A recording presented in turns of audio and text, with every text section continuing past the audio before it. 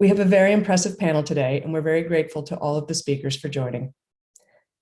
Before turning to the panel, please allow me to hand the floor to Ms. Gisou Jahangiri, Vice President of FIDH, for some opening remarks. Gisou, the floor is yours. Thank you, Melinda Reed. I am truly honored to be here and greet our esteemed speakers and the 356 participants gathered here with us. My name is Gisou Jahangiri. I'm a feminist and human rights activist, a director of Open Asia Arman Shah, working in Afghanistan and the greater region.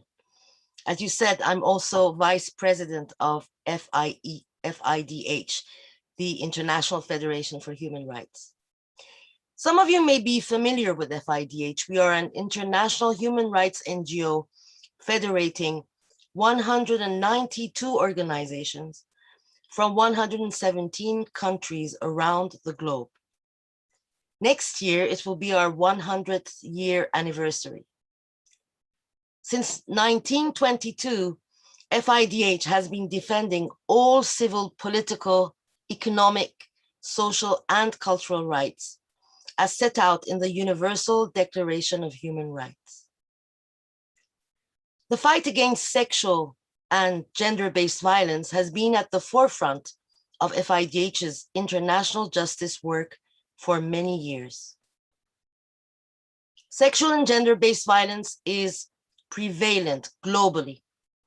For a long time, however, it has gone unacknowledged and was considered as a marginal issue. Because it has not received the attention it so desperately needs, putting an end to it has been a challenge. Crimes and violations of a sexual and gender-based character continue to be under-documented, under-investigated, and under-prosecuted. The vast majority of perpetrators benefit from impunity, while victims do not receive redress. Slowly, the tides are turning, and it seems that finally the plight of victims and survivors of sexual and gender-based violence is being increasingly recognized, and action is being taken to address it, including by states and international organizations and institutions. With the adoption of the Rome Statute of the International Criminal Court, the international community expressed its wish to put an end to impunity for sexual and gender-based crimes. The Rome Statute codifies the broadest range of sexual and gender-based crimes in the history of international law, explicitly prescribing rape, sexual slavery, enforced prostitution, forced pregnancy, enforced sterilization, and any other form of sexual violence as war crimes and crimes against humanity. Gender is also defined and included as a basis for the crime against humanity of persecution. The Office of the Prosecutor plays a key role in implementing the Rome Statute's provisions and securing accountability for sexual and gender-based crimes. After a 9-year mandate as the prosecutor of the court, Ms. Fatou Bensouda stepped down on 16th June 2021. During her tenure, Prosecutor Bensouda made the investigation and prosecution of these crimes a key priority. This commitment was demonstrated from the outset by spearheading and publishing the groundbreaking policy paper on sexual and gender-based crimes in 2014. Through the application of its SGBC policy, the Office of the Prosecutor has made significant inroads in advancing accountability for such crimes. It set important precedents both within the court and in the broader field of international criminal law, such as in the recent cases of Ntaganda, Ongwen, and Al-Hassan.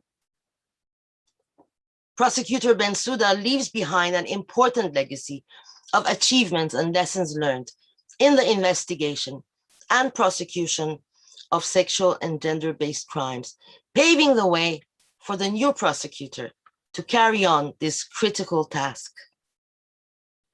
The report we, the FIDH, launched together today with Women's Initiatives for Gender Justice highlights the Office of the Prosecutor's most significant achievements, key challenges, and opportunities that can be capitalized upon, and also recommendations to Prosecutor Khan for addressing ongoing challenges and carrying on Prosecutor Bensouda's work. Survivors of sexual and gender-based violence and the international community at large are now looking to Prosecutor Khan to build upon this legacy in confronting these crimes. It is only with the Office of the Prosecutor's renewed commitment and continued resolve that the ICC can crystallize the Rome Statute's promise of delivering gender-inclusive justice. Our report is available in English and French, and the link to access it is being circulated in the chat. We invite and encourage all attendees to read it. Let me highlight at the end that this report is part of a wider stock-taking exercise conducted by FIDH on the progress made and challenges faced during Prosecutor Bensouda's term from 2012 till 2021, identifying key recommendations for incoming Prosecutor Karim Khan.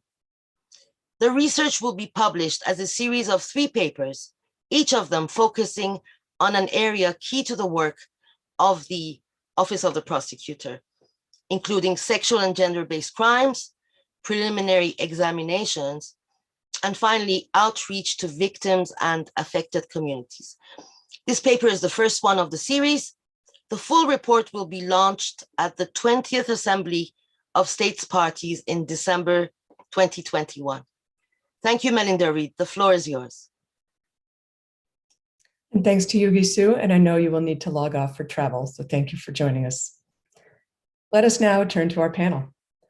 Our first panelist is Her Excellency, Ms. Fatou Bensouda, former ICC prosecutor. Madam Bensouda, we're honored to have you with us today, just days after the end of your mandate. As Gisu mentioned earlier, the international landscape of understanding and addressing sexual violence and conflict has dramatically changed over the past decade, and you have played an important role in this advance. We look forward to your reflections on making sexual and gender-based crimes prosecution a priority of your office and on the lessons learned from the efforts made to advance accountability for sexual violence crimes. Madam Bensouda, the floor is yours. Thank you. Thank you very much, Melinda. Excellency Ambassador of the UK, Mr. Joanna Roper, ICC Prosecutor, Mr. Karim Khan, Vice President, FIDH, Executive Director, Ms. Gisu Jahangiri, Executive Director, Women's Initiative for Gender Justice, Melinda Reed, esteemed panelists, ladies and gentlemen. It is an honor to address you today on the importance of accountability for sexual and gender-based crimes, a topic very close to my heart, and to do so on the eve of International Day for the Elimination of Sexual Violence. I don't know, is something going on? Hello? Yep, Madam Prosecutor, we can hear you just fine. Sorry. I would like to express, first of all, my deep gratitude to the Fédération pour les droits de l'homme and Women's Initiative for Gender Justice, in particular yourself, Melinda, and Ms. Alex Vuiman for organizing this important and timely event. At the outset, I would also like to commend FIDH and Women's Initiative for Gender Justice, including Ms. Diane Brown, for a most impressive and comprehensive report, providing a review of the work of the ICC Office of the Prosecutor, focusing on the prosecution of sexual and gender-based crimes from 2012 to 2021. As my mandate as ICC prosecutor terminated only 2 days ago, I cannot but reflect on the very beginning when and how it all started. From a young age, as a court clerk in my native Gambia, I witnessed countless courageous women, survivors of sexual and domestic violence, relieve their ordeals through the court system. And this experience, early in my youth, triggered my drive to contribute to the advancement of the law to alleviate their suffering, and to stand for what is right, and to champion the rights of the vulnerable. Unfortunately, as I saw throughout my career, investigating and prosecuting sexual violence in conflict is challenging in view of the underreporting owing to the social stigma, which prevents survivors from reporting, let alone testifying. This is exacerbated by the passage of time and obstacles to obtaining sufficient linkage evidence to establish the responsibility of senior leaders.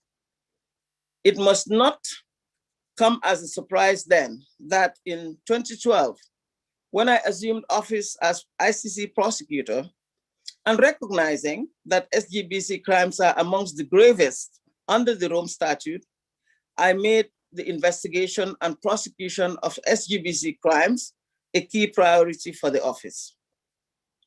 In the first strategic plan under my watch, that is strategic plan for 2012 to 2015, I elevated to a strategic goal the enhancing the integration of a gender perspective in all areas of the Office of the Prosecutor's work, and continuing to pay particular attention to sexual and gender-based crimes. On 5th June 2014, I published the OTP's policy paper on sexual and gender-based crimes. This was the first of its kind to be produced by an international criminal court or tribunal.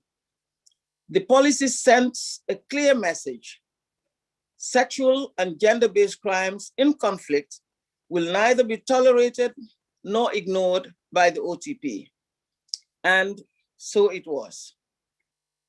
The policy also determines that any decision made not to investigate sexual and gender-based crimes must be internally justified and reported to the prosecutor.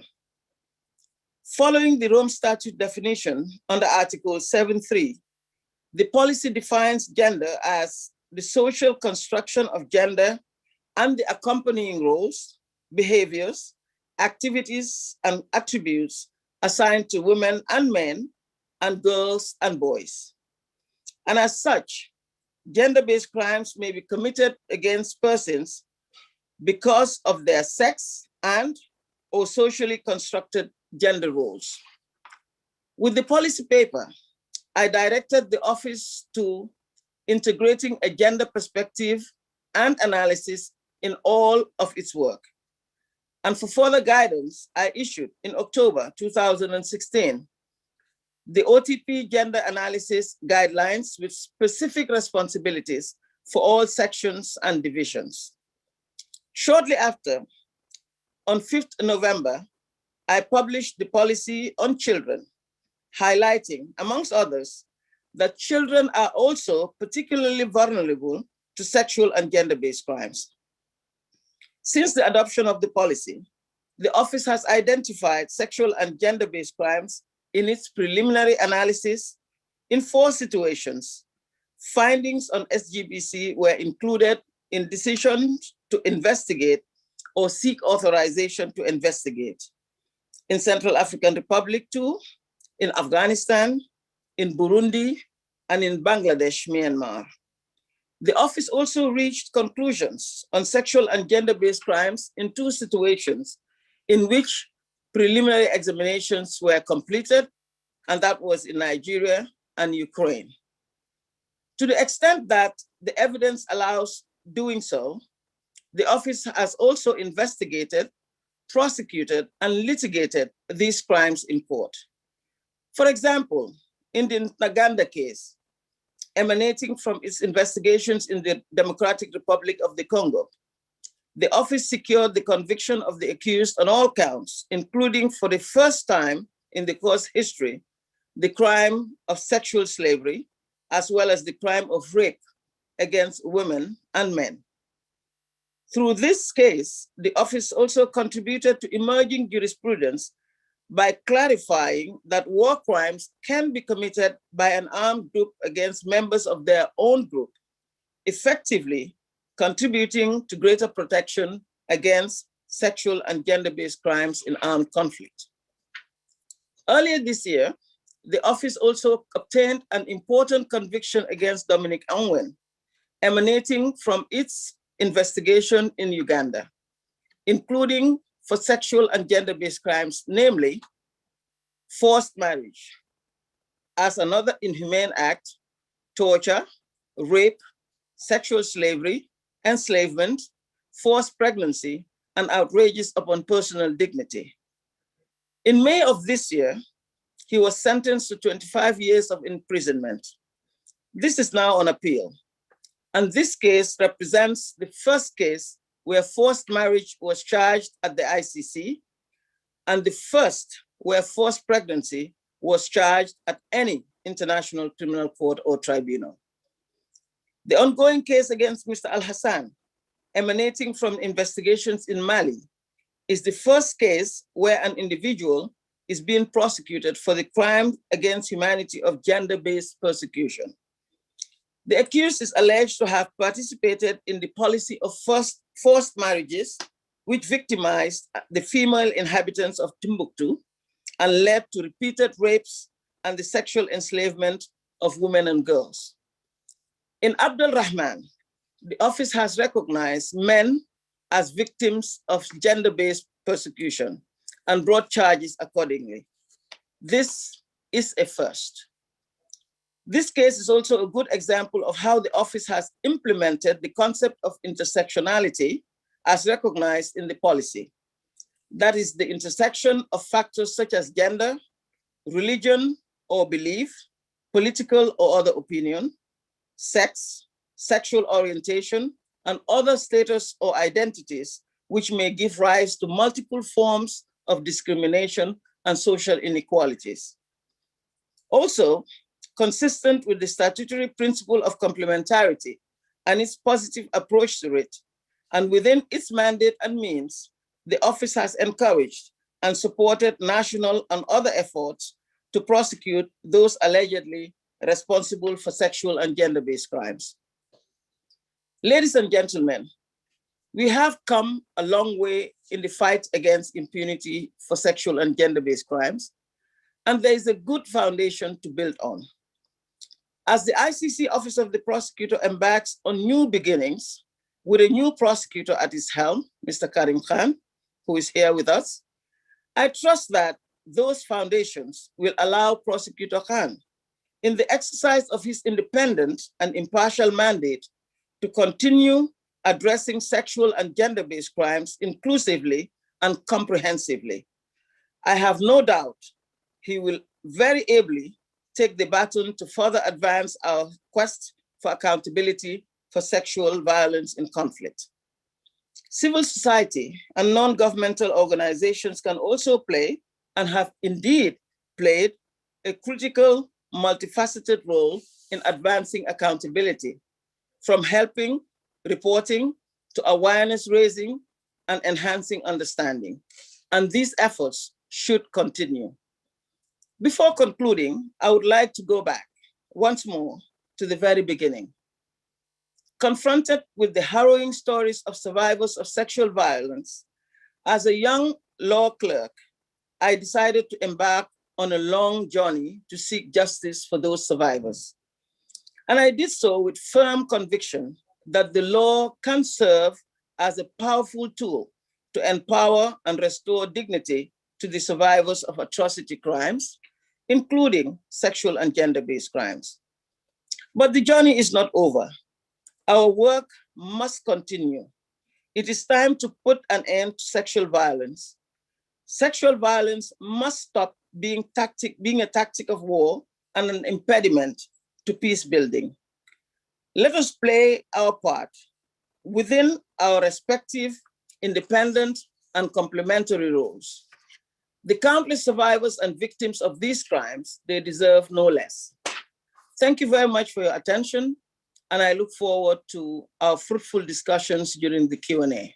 Thank you. Thank you so much. Excuse me, Madam Bensouda. Thank you.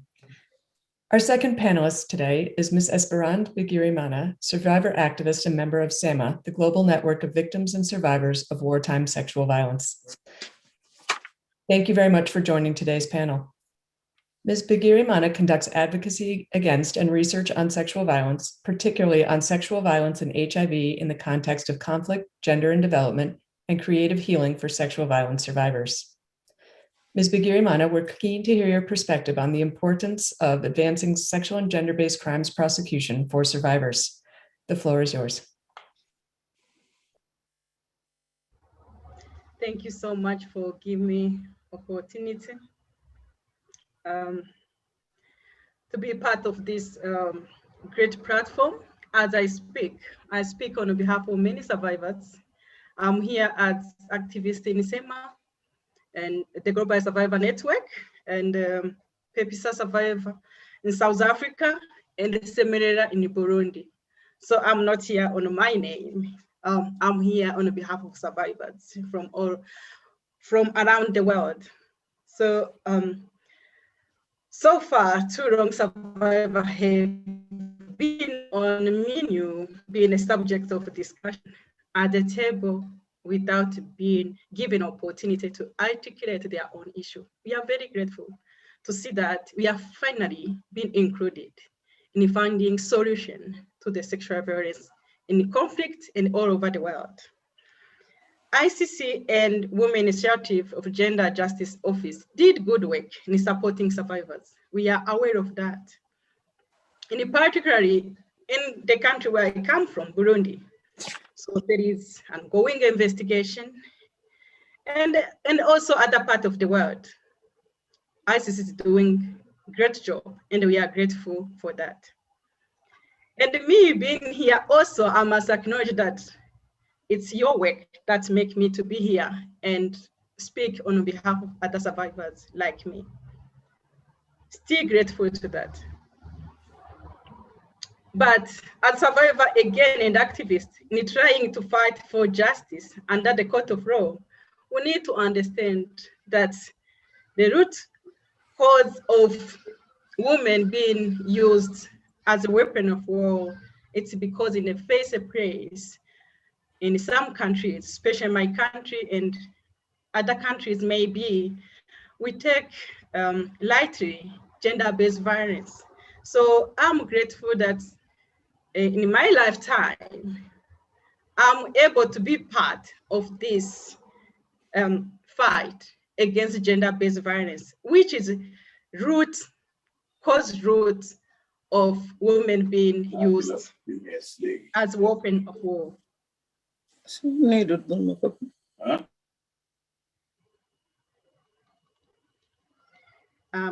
there? Hello? Yes, yep, we can hear you. Please continue. Oh, so much. Okay, sorry, I didn't.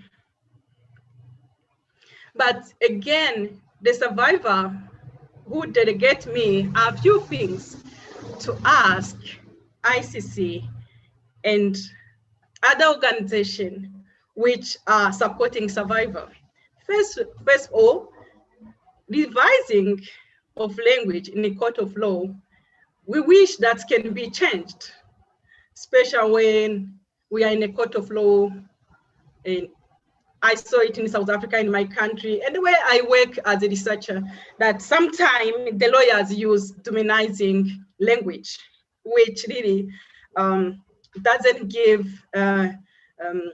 respect to survivor, and that puts us in a corner where we don't report anything or we don't go to court of justice to seek justice.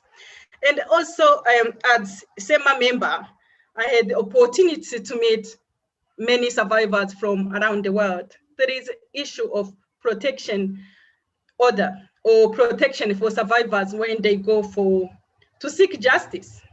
Most of them, they get killed or they fight their life in a hospital, and most of the time they die before they achieve that justice they are looking under court of law.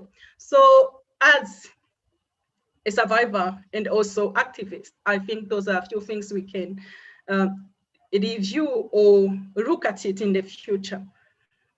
And also we have, let's say, many cases which is pending. We wait millions of years to get that justice we are looking for. And most of the time, survivors and the victim get psychologically damaged. It impacts to their close relationships. In South Africa, where I work, I have been seeing survivors end up taking drugs, not that to sleep at night because they wait so long, many years, to be validated by the court of justice, and they don't get it because it's taken millions years. So in my conclusion, that's the reason I call upon whole world and anyone who are listening to this platform to come together and see gender-based violence or women being used as weapon of war, as global crisis. As we used to say, the justice delay is denied. So let's come together and include other organizations that can work together with ICC so they can work quickly on cases so that we avoid to wait so long until we die before we reach that justice. Thank you so much for listening. I'm here, I'm not gonna learn a lot. Thank you. Thank you so much. Our next panelist will be Ms. Adriana Benjumea, the Executive Director of Humanas. Thank you for joining us today. Ms. Benjumea, you are at the helm of Humanas, a Colombian feminist center of research and political action. Humanas has mainly focused on the need for prosecuting sexual violence inside and outside the armed conflict. In doing so, you address justice in a comprehensive manner, including the planning of litigation strategies with a women's rights approach. Ms. Benjumea, we look forward to hearing your views on how advances on sexual and gender-based crimes prosecution at the ICC level influences national developments. Ms. Benjumea, the floor is yours. Muchas gracias, muy buenas tardes y buenos días. Un saludo, es un honor para mí como abogada feminista compartir este espacio con las sobrevivientes, con las organizaciones y por supuesto con la doctora Fatou, que es muy importante poder tener este espacio para conversar. Como abogada feminista, en Colombia puedo decir que hay un legado que la Corte Penal Internacional y que la Fiscalía ha dejado para el país. Y creo que ha sido muy importante tanto en la legislación doméstica como en lo que ha significado el Acuerdo de Paz para Colombia. Colombia, al otro lado del Atlántico, donde sesiona la Corte Penal y la Fiscalía, ha podido utilizar como un estándar fundamental en lógica de justicia transicional los estándares de la Fiscalía, por supuesto, en los temas de violencia sexual y violaciones, discriminación y persecución, para luchar al lado de las víctimas de violencia sexual, mujeres, niñas y personas gays, lesbianas y trans, por la justicia en el marco del Acuerdo de Paz. Quiero solo referir por lo menos 4 antecedentes que han sido muy importantes como legado tanto de la Fiscalía como del Estatuto y de la Corte en el proceso colombiano, que pueden ser un patrimonio no solamente para la justicia, para las víctimas de violencia sexual en Colombia, sino un patrimonio para las víctimas de justicia, víctimas de violencia sexual en distintos lugares del mundo, mujeres, niñas y personas LGTBI.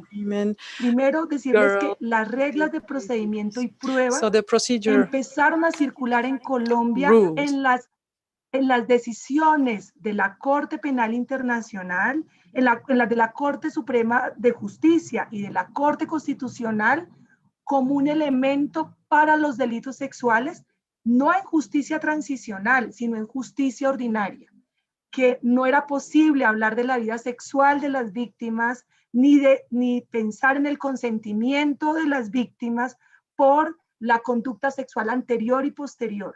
Y Colombia cuenta con decisiones de la Corte Suprema de Justicia y de la Corte Constitucional desde el 2005, 2006, donde recoge las reglas de procedimiento y prueba. Eso creo que es un elemento muy importante. Hay uno segundo que es un hito para Colombia e insisto, para los procesos de paz en el mundo, y es que el estatuto y las decisiones tanto de la Fiscalía como de algunas sentencias, como en el caso de Bemba, han sido fundamentales para pensar el modelo de justicia transicional y garantizar justicia para víctimas de violencia sexual. Hay un estándar que es muy importante, que la fiscal lo nombraba ahora, que tiene que ver con el estándar sobre el criterio de selección y priorización, donde se valoró a partir de la política que ha escogido, que tuvo la Fiscalía, la política que escogió sobre la selección y priorización, donde se debía investigar los delitos que tradicionalmente, se dice textualmente, no han sido enjuiciados y señalados, y en particular habla de la violación y otros delitos sexuales y de género.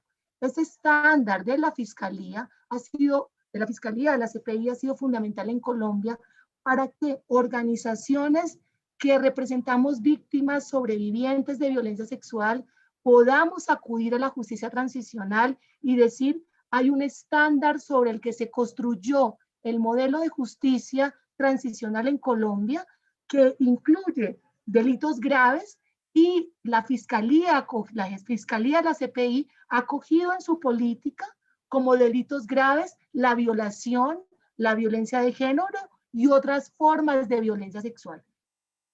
Yo en los minutos que tengo no les puedo explicar lo importante que ha sido ese estándar internacional que nos ha dejado como legado la Fiscalía, y yo por eso quiero también agradecer esos elementos. Si bien Colombia tiene un examen periódico muy antiguo que no ha podido avanzar más de lo que tienen los estándares, y algunos elementos de la jurisprudencia han sido muy importantes.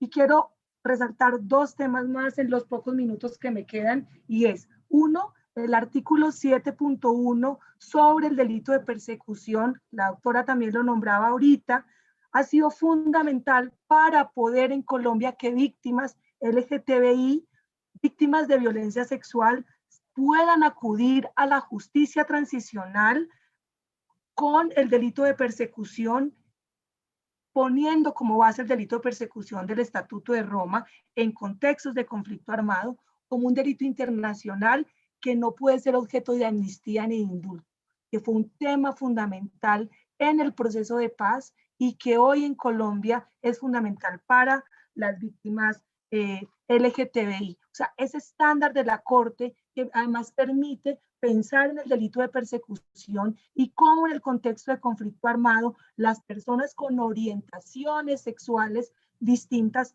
pueden ser perseguidas, ha sido fundamental para la justicia. Y en el minuto que me queda es plantear los elementos que también nos dio el caso de Bemba, por lo menos en el juicio de la sentencia que tenemos del juicio del 21 de marzo de 2016, y que ha sido fundamental también en la discusión de la Fiscalía, y es el contexto de control territorial, que además el estatuto recoge de los tribunales internacionales, y es cómo poder en Colombia determinar que la violencia sexual en contextos de conflicto armado tiene una relación, un nexo causal con el conflicto, y eso nos puede hacer considerar los delitos de violencia sexual como crímenes de lesa humanidad. Ese estándar que además lo recoge Bemba en la violencia sexual como crimen de lesa humanidad, por lo menos en ese primer momento, ha sido fundamental en Colombia para pensar en no solamente en la generalidad, no solamente en la cantidad de víctimas, sino en la práctica de violencia sexual en el conflicto armado. Y finalmente, el estándar de la Fiscalía que ha acogido en la política en el 2016 sobre la vulnerabilidad de las víctimas por sexo, por género, por identidad, han sido fundamentales para insistir en la justicia transicional en Colombia, de cómo es necesario abrir un caso de violencia sexual, violencia reproductiva y otras formas de violencia relacionadas con la sexualidad de las víctimas. Así que todo nuestro agradecimiento y seguir pensando en el legado de la Fiscalía y de los elementos de la Corte para seguir trabajando en los países sobre la justicia para las mujeres y las niñas, que cada vez es más esquiva en los modelos transicionales. Gracias. Thank you so much, and apologies to everybody for the translation issues that took us a moment to work out. Our next speaker is His Excellency Mr. Karim Khan, the ICC Prosecutor.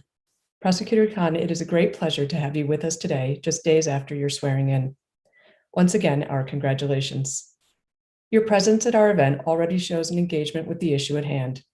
We listened closely and with appreciation to your statement on Wednesday, and we're encouraged to hear you highlight the centrality of survivors to your mandate. Mr. Prosecutor, we look forward to hearing your reflections on accountability for sexual and gender-based crimes and your vision in relation to SGBC prosecution during your mandate. The floor is yours. Thank you so much, Melinda. Can I just check, because I've had a lot of problems with the connection. Can you hear me? Yes, we can hear you well. So firstly, Fatou, if I may, really congratulations. I think this event and the use of the word legacy shows that there's much to be proud of in your service towards international justice. I'm really very honored and humbled to share a platform with so many really inspiring and powerful leaders.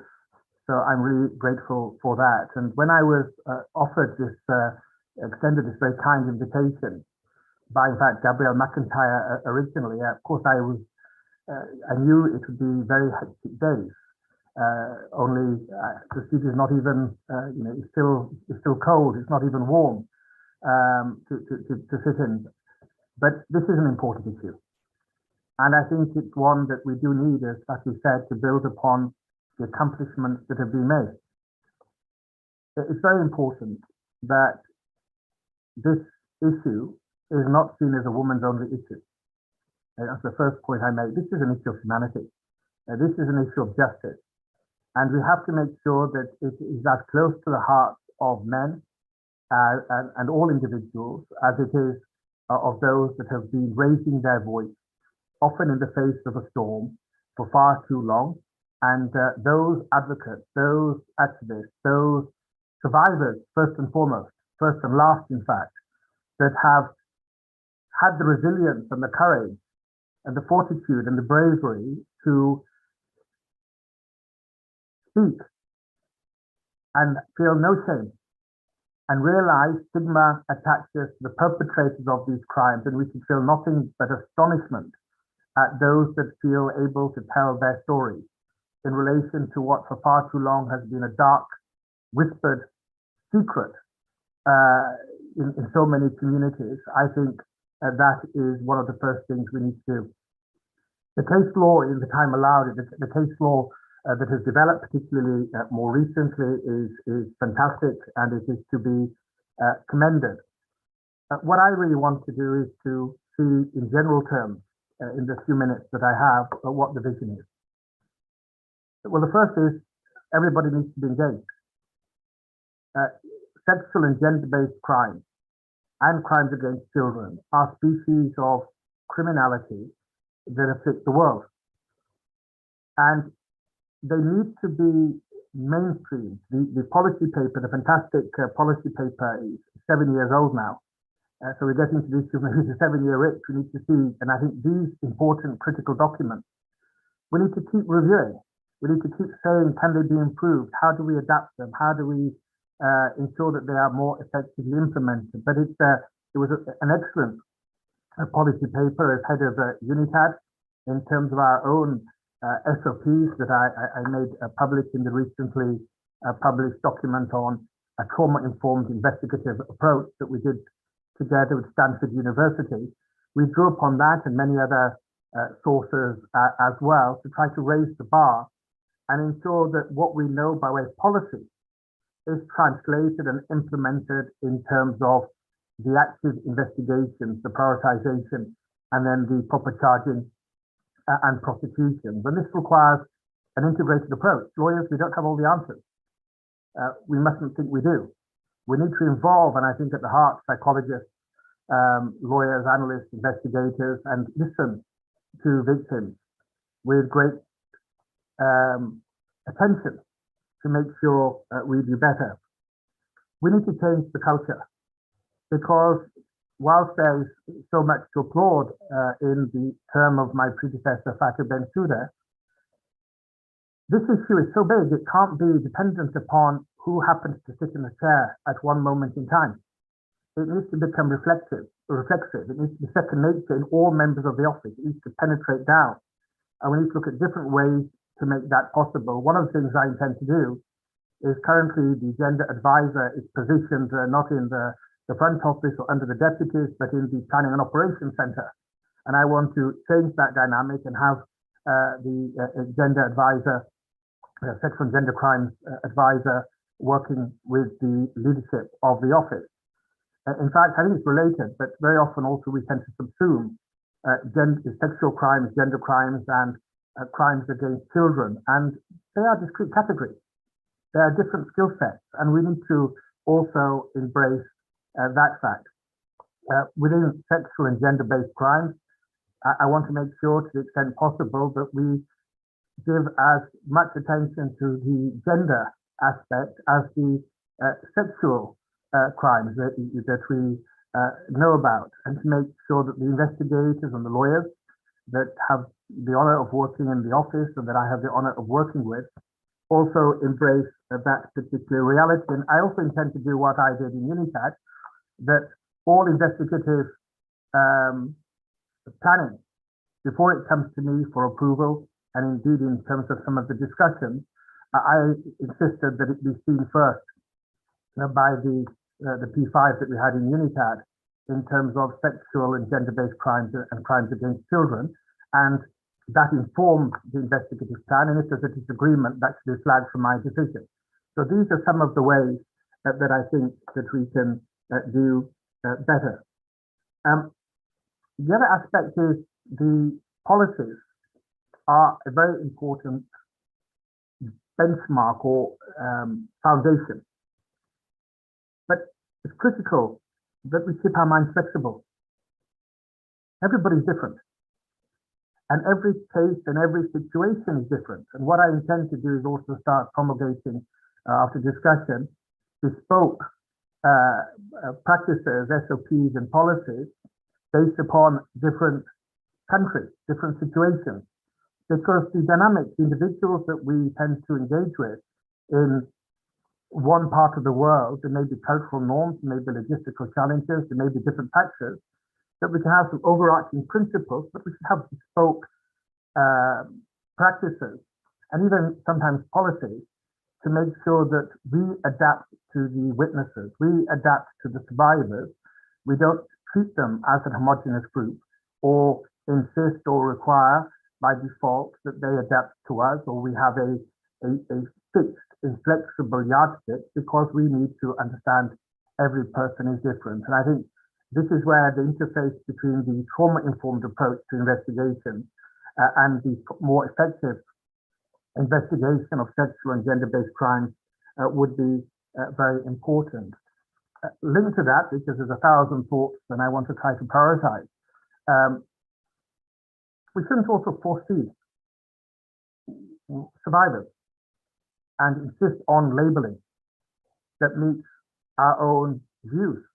We should listen to them. What are their preferences? Because there's a scope of options in terms of charging. What we want to do, of course, is to ensure impunity is eradicated. We put the full spectrum of offences before the judges, but there should be a conversation. I don't view that as inimical to my independence or the independence of the office. We listen, we hear, and then, of course, once that is heard, we will make certain decisions.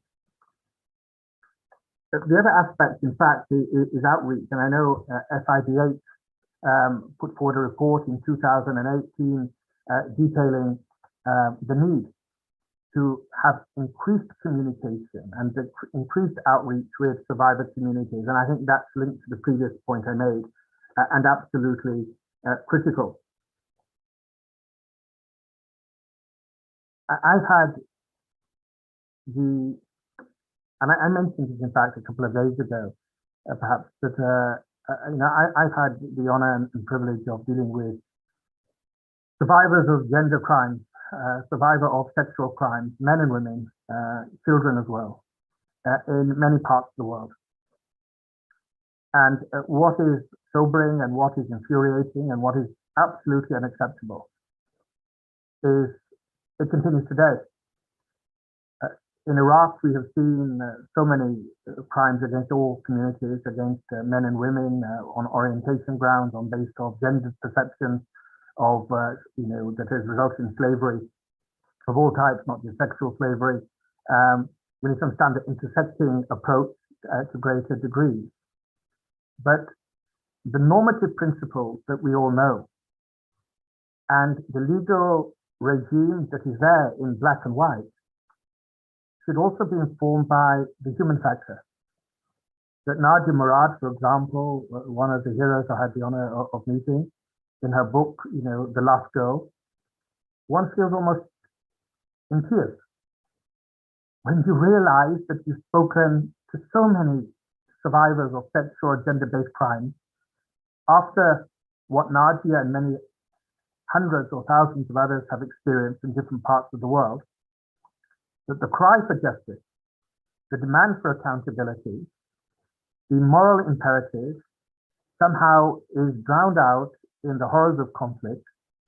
And yet, unfortunately, she is not the last girl. There are girls, there are boys, there are men, there are women whose rights are being trodden upon and trampled upon now. And the friends that are online now, my vision is to extend the hand of friendship, the hand and embrace this common cause of ensuring that we don't just talk a good talk, we don't just try to have important jurisprudence, but we unlock our imagination to make sure that the law that is there has an impact that squeezes and suffocates this tendency, this awful proclivity of bullying, because that's what it is, of cruelty, because that is what it obviously constitutes, and criminality, so that we can make the world a better place. We all stand on the shoulders of giants. That's the march of civilization. Of course, I have the honor of following Fatou Bensouda, but the giants we stand with and whose shoulders we gaze on in awe are the survivors, men and women, boys and girls, that have had the courage to speak out, because without them, this becomes an academic exercise. So thank you really so much for the very gracious invitation. Fatou Bensouda, I wish you the very best of luck, of very good health, of safety and happiness in your future roles.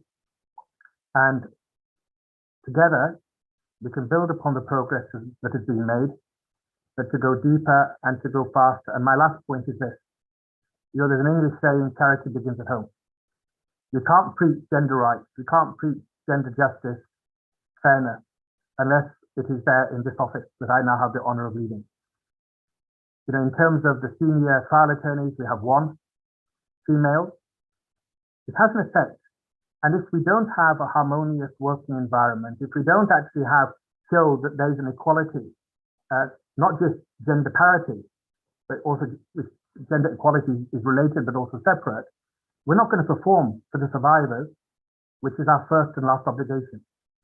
So thank you once again, and I really thank the organizers for extending the invitation to me. Thank you so much, Mr. Prosecutor. We wish you the best of luck in the execution of your mandate, and of course, stand ready to assist you in advancing prosecution of sexual violence crimes at the court. With that, we will now turn to the Q&A session.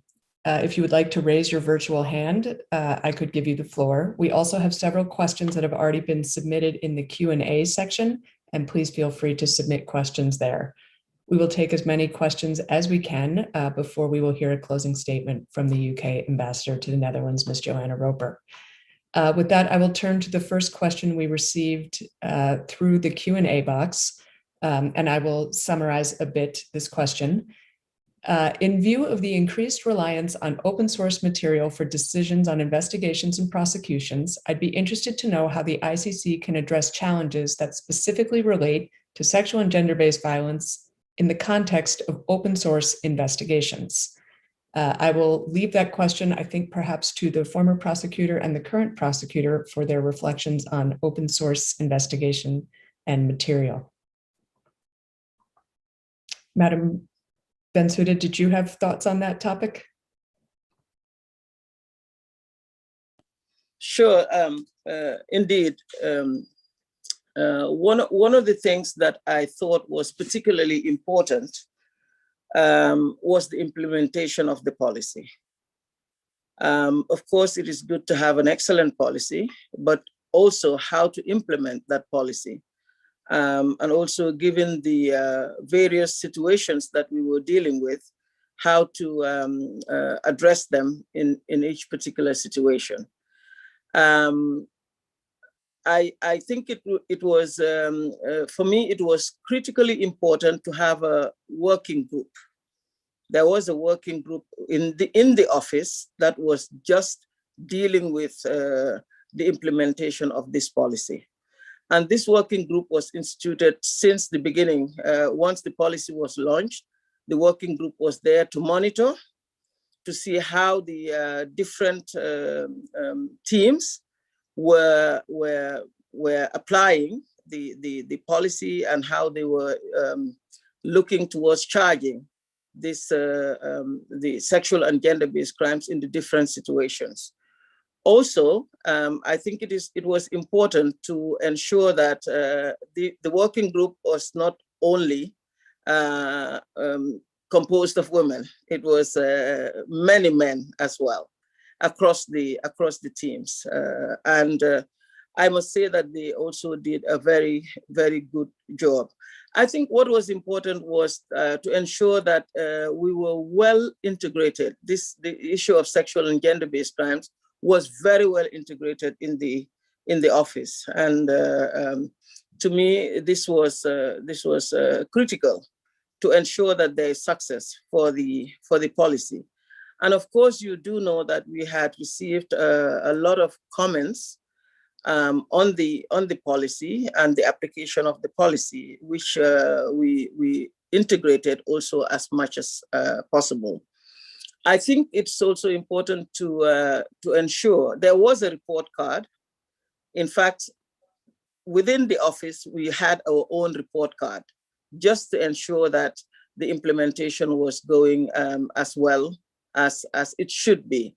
So before your report card, there is also a report card within the Office of the Prosecutor on implementation of this policy.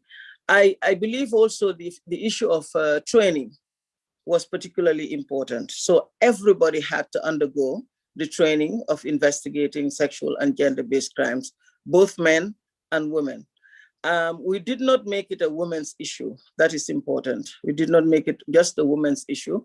It was important to have our male counterparts and colleagues to also be very much interested. In fact, they were very much interested in the implementation of this policy. I think this was a way of ensuring that both the female and our male counterparts took interest in such an important policy, such an important aspect, something that we find recurring all the time. Anytime there's a conflict, you are bound to see that there is a sexual and gender-based crimes being committed.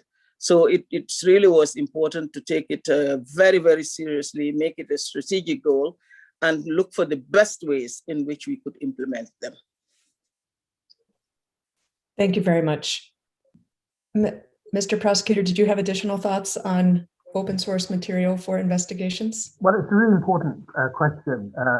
How do you avoid the over-reliance upon open source material? First thing is open source material is a very legitimate and appropriate starting point. In some cases, when you have brazen criminality of the type, for example, of ISIL and Daesh, where they're throwing people off buildings based upon asserted or perceived orientation, that's fantastic evidence. And then it's about authentication by way of looking at metadata and other fields, and also then using it to geolocation. But it's also about ensuring that we don't focus on sexual violence investigations, gender investigations as an afterthought or late in the day. I think in the Akatom case, of course, there's an application to amend, and that was one of the reasons that was used, fairly or otherwise. That's the decision. But building bridges is essential. I've already touched upon ensuring that stigma does not attach to the victim, but upon the perpetrator that proved as such in internationally accepted fair trials in the ICC. And in this, I would simply enlarge upon what I said earlier. There's no spectator. For example, the religious communities in different parts of the world have enormous influence. The religious interfaith dialogue I started in Iraq with Adama Dieng, the special advisor on the prevention of genocide, brought the churches and the mosques and the temples into the discussion to echo what we're doing, what we were saying. And in fact, they were leading to say that we have to unite on this principle that this conduct is against all religions and there's no shame. And in fact, those that come out to be rightly applauded as actually heroes of a country and heroes of a particular community. And of course, then other sources in terms of documents, what is a documentary trail? So in some respects, it's normal investigative practice that allows a balanced investigation that is not over-reliant upon one type, one category of evidence. But I think it is possible, and it's important in this field that we clearly don't rely on any charge on exclusively open source evidence. And that's at the planning stage, because once you come to The Hague, or once a case comes to the ICC, judges will be balancing adequate time and facilities, right to an expeditious trial, and suddenly the deadlines kick in, and we won't be able to fill those gaps if they haven't already been fed in. So this is my my answer in terms of how do we ensure not over-reliance on open source material. Thank you very much for that. The next question we have, I shall again modify slightly. Building on Mr. Prosecutor's excellent point about changing culture, how can the ICC tackle structure stigma across divisions and tackle sexual violence myths and misassumptions which lay within the cultural norms as well as individuals? And on this point, I would ask perhaps first Ms. Bigirimana and Ms. Benjumea for their reflections on how to tackle structural stigma. Ms. Benjumea, do you have thoughts on addressing stigma?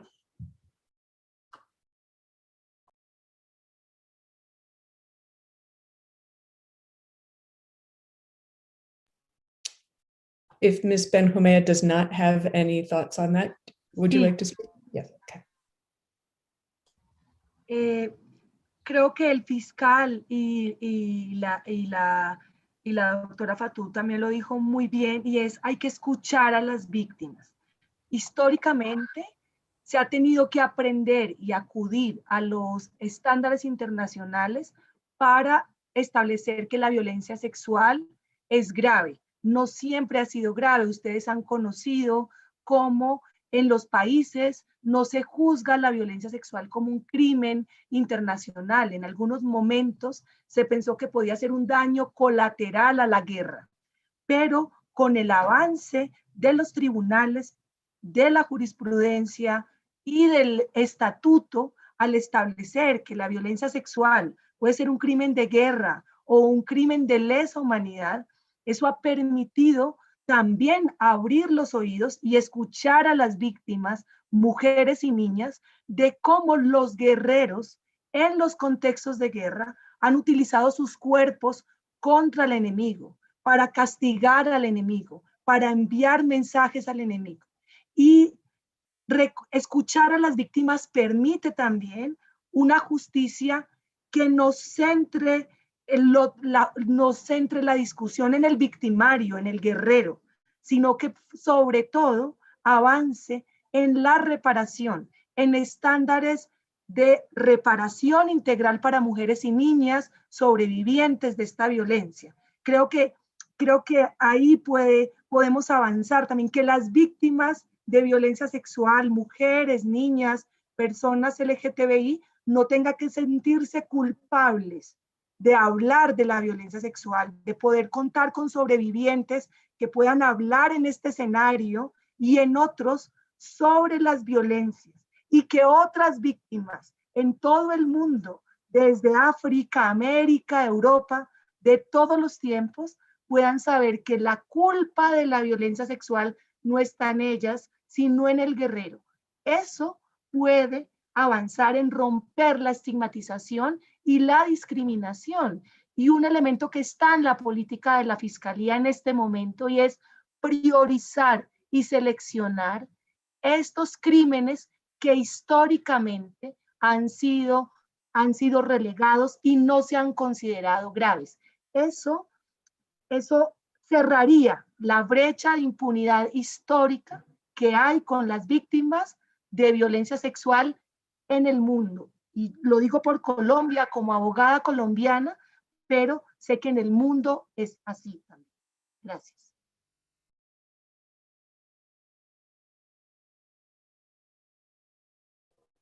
Thank you very much for that. Ms. Bigirimana, did you have additional thoughts on addressing stigma? I think she's already did say everything, but I can say that reparation for survivor is the key to remove the stigma, because it's not that we don't know the perpetrator, we know them, but it's just that it's happened that we take it, or our community or the court of law take it for granted, become like women issues than to be global crisis. If we take it seriously, in the court of law, no delaying that justice under reparation and also under of justice, for sure the stigma will be removed. The victim or the survivor will be proud because they have something it's proud of, which is reparation. That's the only things that can remove stigma. Other than that, it will be like survivor, word from survivor against the perpetrator, you know, and they become like a joke. And survivor become a liar because you never put in a place those kind of, let's say, strong accountability. You know, yeah, thank you. Thank you very much. Unfortunately, as we are coming to the end of our session, we have some great questions that I don't believe we will have time to answer, but I appreciate everybody who did submit a question, and thank you to all the panelists for your answers. I would like to thank all of the speakers for your valuable contributions. I think we can agree today's discussion was a great opportunity to reflect on the successes and challenges at the ICC in terms of prosecution of sexual violence crimes, but also opportunities that can be capitalized upon to advance the OTP's work in this regard. To conclude today's event, we will be handing the floor to Her Excellency Ms. Joanna Roper, Ambassador of the United Kingdom to the Netherlands, for some remarks. Ambassador Roper unfortunately could not be here today, but will address us with a video message. Before we conclude today's event, we would like to thank the MFA of the Netherlands for their support of this project. Thank you once again to all of the panelists for your rich interventions, and to all the participants for joining us. Again, you can find our report in a link in the chat or on the website of FIDH or Women's Initiatives for Gender Justice. Before we turn to the video, I'd like to thank you all for coming and wish you all a great rest of your day. And with that, we will turn to the video remarks from Ambassador Roper. Hello, my name is Joanna Roper, the UK Ambassador to the Netherlands, and it's a privilege to be speaking at today's event. I'm only sorry that I can't be with you in person today. Before I was appointed into this role, I was the UK's first Special Envoy for Gender Equality. My portfolio is extremely broad, from girls' education to political and economic empowerment. And I was extremely proud to be supporting and representing all of the work that the UK does on gender equality, because although we know that the rights and the freedoms enjoyed by women have come a long way in recent decades, we also know there is a very long way to go before we achieve real gender equality. I was particularly proud to work on the Preventing Sexual Violence in Conflict initiative, the PSVI, which was launched in May 2012 by the former Foreign Secretary Lord William Hague and the UNHCR Special Envoy Angelina Jolie. Nearly 10 years later, Lord Ahmed, a minister in the Foreign, Commonwealth and Development Office, continues to carry out his role as the Prime Minister's Special Representative on Preventing Sexual Violence in Conflict. So nearly a decade on from its launch, preventing and responding to conflict-related sexual violence continues to be a UK priority. And this is important because sexual and gender-based violence continues to be used as a weapon of war in conflicts around the world. Sexual violence can be fatal, resulting in death from injuries or indeed suicide. And long after peace has been achieved, survivors, their families, their children, their communities continue to experience the effects of these crimes. In 2019, the UK appointed its first survivor champions, Nadine Tunasi and Kolbasia Hausu, to help inform our policy and ensure that we keep the needs of survivors right at the heart of all that we do. Sexual and gender-based violence is a feature of almost every conflict in history, and yet prosecutions, both nationally and internationally, remain low. Here at the International Criminal Court, vital progress has been made. We've seen the first final convictions for crimes of sexual and gender-based violence, including for the crime of sexual slavery and for child soldiers. And the first ever successful prosecution for the crime of forced pregnancy in the Ongwen case show that great strides have been made in jurisprudence. But we need look no further than Myanmar and Tigray to see that sexual and gender-based violence continues to be used as a weapon of war. As a prestigious international court, and as we heard the new prosecutor say just this week, the ICC has an important role to play in bringing perpetrators to account, setting the tone for judicial proceedings in courts around the world, and taking a survivor-centred approach to justice. For those who choose to seek redress through the ICC, it is vital that their voices are heard, included, understood, responded to at every stage. The UK stands by to offer support in any way we can. And as we look ahead to the next ASP, we'll encourage other states parties to join us in ensuring that sexual and gender-based violence remain at the top of the agenda. Together we can work to end these horrific crimes and bring perpetrators to justice. Thank you.